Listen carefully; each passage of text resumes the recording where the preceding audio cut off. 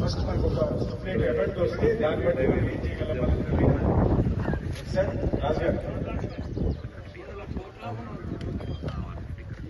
మీరేంటి అందరూ దానికి ఓకేనా yeah what is the criteria అంటే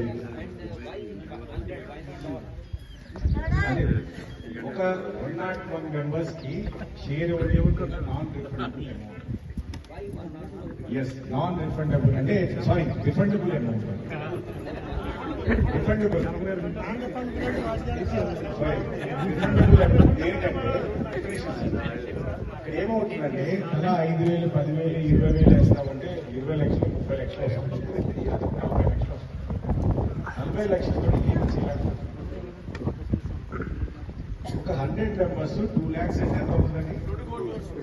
అది ఒక కంపెనీలో ఉంటుంది they will be the share holders they will start చేయడానికి ఒక వర్క్ ని కాంక్రీట్ గా స్టార్ట్ చేయడానికి ఒక స్టిపులేటరీ అమౌంట్ ఉంటుంది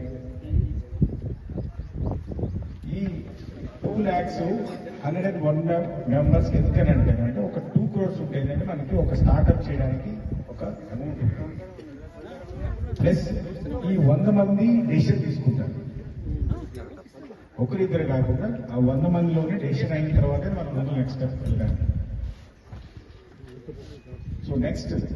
సార్ అన్నట్టుగా అందరు కట్టలేని వాళ్ళు ఉంటే వాళ్ళకేంటి